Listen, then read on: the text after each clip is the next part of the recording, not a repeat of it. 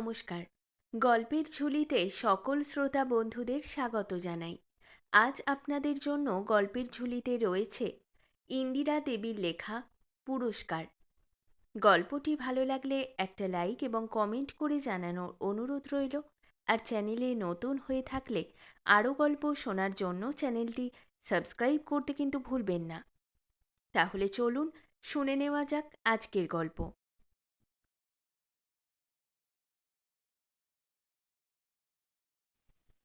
ভালো ছেলে বলিয়া স্কুলে সুশীলের প্রশংসা থাকিলেও বাড়িতে তাহার দৌরাত্ম্যের সীমা ছিল না। ছেলে হইয়া বাঁচে না, তাই অনেক দুঃখের সুশীল বাবা ও ঠাকুরমার নিকট বেশি মাত্রায় আদর পাইয়া দুষ্ট ঘোড়ার মতো দুর্দান্ত হইয়া উঠিতেছিল। প্রতিবাসী বা সহপাঠী কোনো বালকের সহিতই তাহার সদ্ভাব ছিল না। তাহার বোন লীলাকেও তাহার সমস্ত আবদার ও অত্যাচার সহ্য করিতে হইত। লীলার মতো সহিষ্ণু সঙ্গীও তাহার দ্বিতীয় ছিল না। লীলা বড় শান্ত মেয়ে। তাহার ঘন পক্ষ পরিবেষ্টিত বড় বড় কালো চোখ দুটিতে তাহার হৃদয়ের নির্মলতা ফুটিয়া উঠিত। তাহার ক্ষুদ্র হৃদয়টি করুণা ও ভালোবাসায় পূর্ণ ছিল। দাদার নিকট অকারণে লাঞ্ছিত হইয়া সে তাহার বিরুদ্ধে কখনো অভিযোগ করিত না। পাছে মা জানিতে পারিয়া ভৎসনা করেন, সেই ভয়ে কাঁদিতেও সাহস করিত না। সুশীল অন্যায়রূপে দাসদাসীদের প্রতি অত্যাচার করিলে সে সংকুচিতভাবে মিষ্ট কথা বলিয়া তাহাদের তুষ্ট করিবার চেষ্টা করিত, এবং ইহা কদাচিৎ সুশীলের চক্ষে পড়িলে এই অমার্জনীয় অপরাধের জন্য সে যথাবিহিত শাস্তি গ্রহণ করিত। তবুও দাদাকে ছাড়িয়া কোথাও থাকিবার তাহার ক্ষমতা ছিল না। মা যদি সুশীলের উপর রাগ করিয়া কোনোদিন তাহাকে সুশীলের নিকট যাইতে নিষেধ করিতেন, তবে তাহার পক্ষে তাহা শাস্তিস্বরূপই হইয়া উঠিত। সুশীল যে লীলাকে ভালোবাসিত না এমন নয়, কিন্তু সে ভালোবাসার মর্ম গ্রহণ করা সকলের পক্ষেই সহজ হইত না। সে নিজে ভগ্নীর প্রতি যথেষ্ট দৌরাত্ম্য করিত, তাই বলিয়া অন্য কেহ কিছু বলিবে কেন? তাই সে কাঁদিয়া কাঁদিয়া মাথা খুঁড়িয়া অনর্থ করিয়া তুলিত। জলখাবারের পয়সা জমাইয়া জলছবি, চিনেমাটির পুতুল, লজেঞ্চুস প্রভৃতি আনিয়া ভগ্নীকে উপহার দিত। আবার রাগের সময় সমস্ত ভাঙিয়া নিঃশেষ করিয়া ফেলিতেও ত্রুটি করিত না। লীলা তাহার পুতুলগুলির শোচনীয় পরিণামে মনে মনে ব্যথিত হইলেও প্রতিবাদ করিতে সাহস করিত না, এবং ক্রোধোপশমে সুশীল যখন গদ ভিজাইয়া গালা গলাইয়া পরম গম্ভীর মুখে চূর্ণ বিচূর্ণ পুতুলগুলি সংস্কার কার্যের নিষ্ফল চেষ্টায় ব্যাপৃত থাকিত, তখন লীলা অত্যন্ত প্রশংসামান চক্ষে দাদার মুখের দিকে চাহিয়া চুপ করিয়া দেখিত। মার অনুরোধে সুশীল লীলার বিদ্যা শিক্ষার ভার গ্রহণ করিল। লীলাও প্রথম প্রথম দিনকত খুব উৎসাহের সহিত কয়ে আকার কা আর ক কাক প্রভৃতি বানান ক্রমশ কাগজের খাতায় মোটা স্বরের কলম দিয়া রুল টানিয়া আঁকা বাঁকা অক্ষরে যথেষ্ট কাটাকুটি করিয়া ও কালি ফেলিয়া সুশীল সুবোধ বালক প্রভৃতি পাঠ লিখিতে আরম্ভ করিয়া দিল, এবং পুস্তকোল্লিখিত সুশীল বালককে আপনার অগ্রজের আসনে বসাইয়া মনে মনে পরম প্রীতি মিশ্রিত গর্ব অনুভব করিতে লাগিল। কিন্তু অল্প দিনের মধ্যেই তাহার উৎসাহ কমিয়া আসিল। তথাপি দাদাকে খুশি করিবার জন্য একদিনের জন্য সে লেখাপড়ায় আলস্য করিল না। সমস্ত দুপুরবেলাটা গলদঘর্ম হইয়া কোনো গতিকে আঁকাবাঁকা অক্ষরে এক পৃষ্ঠা মাত্র লেখা শেষ করিয়া উৎসাহিত হৃদয়ে তাহা দাদাকে দেখাইত। কিন্তু আহা, কি লেখা ছিরি, যা, তোর কিচ্ছু হবে না ইত্যাদি রূপে ভৎসিত হইয়া সে ম্লান মুখে খাতাখানি রাখিয়া দিত, এবং পরদিন যথাসময়ে দ্বিগুণ উৎসাহের সহিত লিখিতে বসিত। উৎসাহটা আরম্ভে যতটা থাকিত, বসিলে ততটা থাকিত না। অবশেষে 6 মাসকাল নিন্দিত, প্রহারিত ও অনবরত পাঠে গলদঘর্ম হইয়াও যখন দ্বিতীয় ভাগ শেষ হইল না, এবং ধারাপাত পড়িয়া 1 টাকায় 8টা আধুলি ও দ্বিগুণে 70 প্রভৃতি বলিয়া লীলা অঙ্কশাস্ত্রে অভিজ্ঞতা প্রকাশ করিতে লাগিল, তখন প্রবল অবজ্ঞা প্রকাশ করিয়া সুশীল একদিন তাহাকে জানাইয়া দিল যে ইতিপূর্বে এত বড় মূর্খ সে আর কখনো দেখে নাই। লীলার ভবিষ্যতে যে আর কিছু হইবে সে ভরসাও তাহার ছিল না। সুশীলের এ বিষয়ে যে অভিজ্ঞতা যথেষ্ট ছিল তাহা নহে, কিন্তু দাদার কথা লীলার কখনো অবিশ্বাস হইত না। তাই সে আপনার হীনতার ও মূর্খতার বিষয় ভালো করিয়া অনুভব করিতে পারিল এবং অচিরকালের মধ্যেই লেখাপড়া ছাড়িয়া হাঁপ ছাড়িয়া বাঁচিল। লেখাপড়ায় মন না থাকিলেও সংসারের কাজকর্মে তাহার আলস্য ছিল না। দাদার কাপড় ঠিক করিয়া রাখা, স্কুল হইতে সুশীল ফিরিয়া আসিলে তাহার বইগুলি গুছাইয়া রাখা, মার হাত হইতে জলখাবারের একাবিখানি লইয়া আসন পাতিয়া দাদাকে খাইতে দেওয়া এবং ছুটির দিন মাকে লুকাইয়া সুশীল যখন কাঁচা আম পাকা নোড়ের সন্ধানে দুপুরের রোদে আঁকশি হাতে বাগানে বাগানে ঘুরিত, তখন তাহার সঙ্গে সঙ্গে থাকা প্রভৃতি ছোট বড় অনেক কাজই তাহাকে করিতে হইত।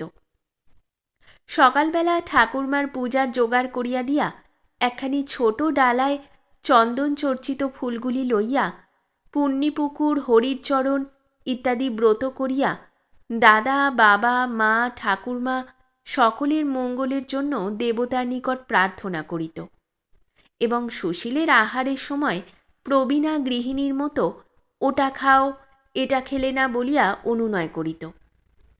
অভ্যাসের বশেই হোক আর যে কারণেই হোক, লীলাকে না হইলে সুশীলের একদণ্ডও চলিত না। অথচ সে যখন কোনো সস্নেহ বাক্যে আপনার ক্ষুদ্র হৃদয়ের ভালোবাসা প্রকাশ করিবার চেষ্টা করিতে যাইত, অমনি অর্ধপথে যা যা, তোর আর গিন্নিপনা করতে হবে না বলিয়া থামাইয়া দিত। দেখিতে দেখিতে লীলা 9 উত্তীর্ণ হইয়া 10-এ পড়িল। আর নিশ্চিন্ত থাকা যায় না। তাই হেমাঙ্গবাবু কন্যার বিবাহের জন্য ব্যস্ত হইয়া উঠিলেন। হরিশপুরের রায়েদের বাড়ি হইতে একদিন তাহাকে দেখিতে আসিল। বাঙালির মেয়েরা অল্প বয়স হইতেই অভিভাবিকাদিগের নিকট শ্বশুরবাড়ির প্রতিকূলে নানারূপ ভীতিপ্রদ মন্তব্য শুনিয়া শুনিয়া একটি আদর্শ ঠিক করিয়া রাখে। লীলারও যে এ বিষয়ে অল্প অভিজ্ঞতা না জন্মিয়াছিল এমন নহে। তাই মা যখন জড়ি জড়াইয়া আঁট করিয়া তাহার সুবাসিত কুন্তলীন সিক্ত ঘন কুঞ্চিত কেশরাশিকে কবরীবদ্ধ করিয়া অলঙ্কার বস্ত্রে তাহাকে যথাসাধ্য মণ্ডিত করিয়া তাহার মনের মতো সাজাইয়া তাহার স্বাভাবিক স্ত্রীকে বিলুপ্ত করিয়া তুলিতে অনেকটা কৃতকার্য হইলেন, তখন লীলা অত্যন্ত সংকুচিতভাবে মার ক্রোড়ে মুখ লুকাইয়া জানাইল সে বিবাহ করিবে না। কন্যার কথায় কন্যার আসন্ন বিরহ বেদনা মার মনেও জাগিয়া উঠিয়াছিল। তাহার চক্ষু পল্লবও অল্প আর্দ্র হইয়া আসিয়াছিল। তথাপি তিনি হাসিয়া বলিলেন, ছি মা, ও কথা বলতে নেই। জন্ম এও স্ত্রী হয়ে চিরদিন সেই ঘর করো। মেয়ে জন্মিলে যে বিবাহ অনিবার্য, তাহা যে ইচ্ছা অনিচ্ছার উপর নির্ভর করে না, তাহাও তিনি তাহাকে বুঝাইতে ত্রুটি করিলেন না। সুশীল এতক্ষণ ভগ্নীর শয্যাপ্রিয়তা ও জননীর অজ্ঞতা সম্বন্ধে তীক্ষ্ণ মন্তব্য প্রকাশ করিতেছিল এবং চুল বাঁধিবার জন্য মা লীলাকে আটক করিয়া রাখায় অত্যন্ত বিরক্তি প্রকাশ করিতেছিল। মার কথায় সে প্রবল আপত্তি করিয়া বলিল, সে হবে না, লীলা কিছুতেই বিয়ে করবে না। মা রাগ করিয়া বলিলেন, এমন অলক্ষণে ছেলেও তো দেখিনি, ও কথা বলতে নেই। সুশীল মার কথায় কর্ণপাত না করিয়া লীলার হাত ধরিয়া টানিয়া বলিল, তুই উঠে আয়, তোকে বিয়ে করতে হবে না ইত্যাদি।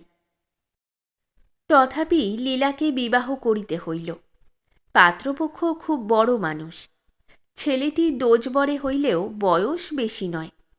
দোজবরে বলিয়া অল্প পয়সায় শুভকার্য সমাধা হইল। লীলা 9 উত্তীর্ণ হইয়া 10-এ পড়িয়াছে মাত্র। এ বয়সে মেয়ে রাখা যায় না এমন নয়, তবে উপস্থিত ত্যাগ করাটাও বুদ্ধিমানের কাজ নয়। তাই বুদ্ধিমান হেমাঙ্গবাবু অল্প পয়সায় কন্যাদানের এমন শুভ অবসর ত্যাগ করিলেন না। অগ্রহায়ণের প্রথমেই একটা ভালো দিন দেখিয়া শুভকার্য সম্পন্ন করিলেন। সুশীল প্রথম প্রথম আপত্তি করিয়াছিল, কিন্তু কেহই যখন সে বিষয়ে মন দিল না, তখন সেই কাগজের মালা ও ফানুস তৈয়ারি কার্যে মনোযোগ দিল। লীলা এ কয়দিন ম্লান মুখে ছায়ার মতো দাদার পশ্চাতে ফিরিতেছিল। দাদার তখন সেদিকে লক্ষ্য করিবার অবসর ছিল না। বিবাহের পরদিন নবজামাতা ও কন্যাকে আশীর্বাদ করিয়া বস্ত্রালঙ্কার মণ্ডিতা চন্দন চর্চিতা বধূবেশিনী লীলার কম্পিত শীতল হস্ত জামাতার হস্তে রাখিয়া আমার ধন তোমায় দিলুম বলিতে বলিতে রুদ্ধ কণ্ঠে হেমাঙ্গবাবু যখন মুখ ফিরাইয়া অশ্রু মোচন করিলেন, তখন সমাগত সকলের চক্ষুই আর্দ্র হইয়া উঠিয়াছিল।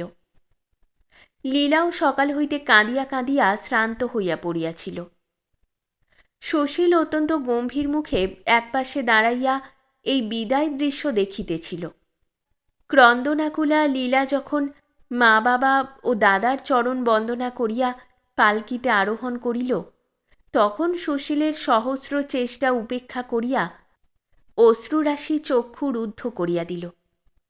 অশ্রুজলের কুয়াশার মধ্য দিয়া লীলার পালকি দৃষ্টিপথের অতীত হইয়া গেলে সে ধীরে ধীরে অন্য মনে পরিবার ঘরে ফিরিয়া আসিল। সমস্ত দিন কোনো কাজে খেলায় সে মন দিতে পারিল না। আপনাকে অত্যন্ত একা অসহায় মনে করিতে লাগিল। চারিদিকের সমস্ত দ্রব্য সেই ক্ষুদ্র বালিকার সহস্র স্মৃতি জাগাইয়া তুলিতে লাগিল। স্কুল হইতে ফিরিবার সময় অভ্যাসবশত দ্বারের দিকে দৃষ্টি পড়িল।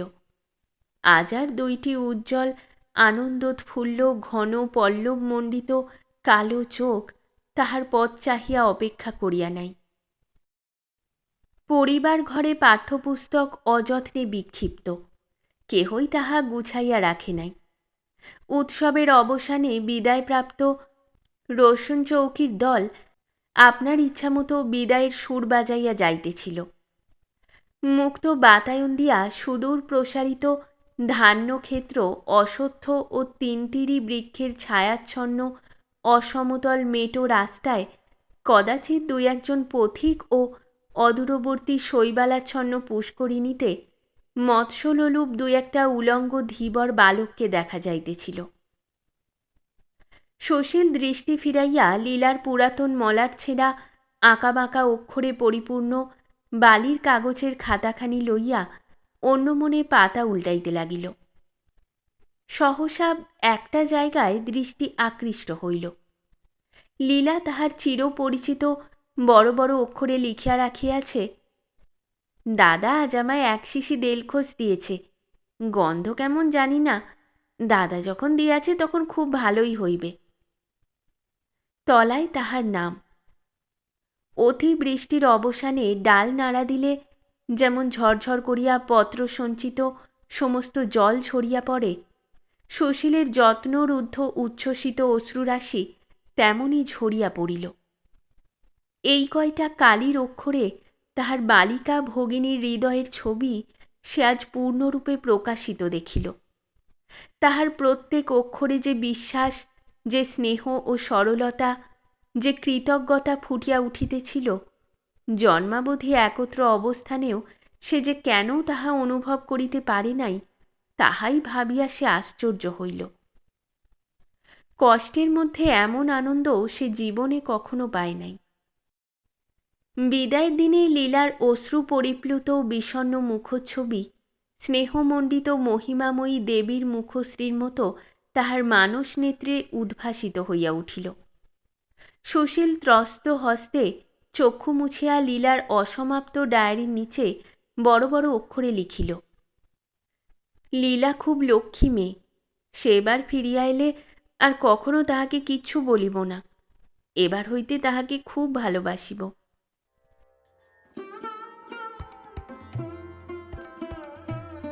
শেষ হলো আমাদের আজকের গল্প। গল্প পাঠে এবং বিভিন্ন চরিত্রে আমি তৃষিতা। গল্পটি ভালো লাগলে লাইক এবং শেয়ার করে দেবেন। আর চ্যানেলে নতুন হয়ে থাকলে আরও গল্প শোনার জন্য চ্যানেলটি সাবস্ক্রাইব করতে কিন্তু ভুলবেন না। খুব তাড়াতাড়ি নতুন একটি গল্প নিয়ে ফিরে আসব। সকলে ভালো থাকুন, শুনতে থাকুন গল্পের ঝুলি।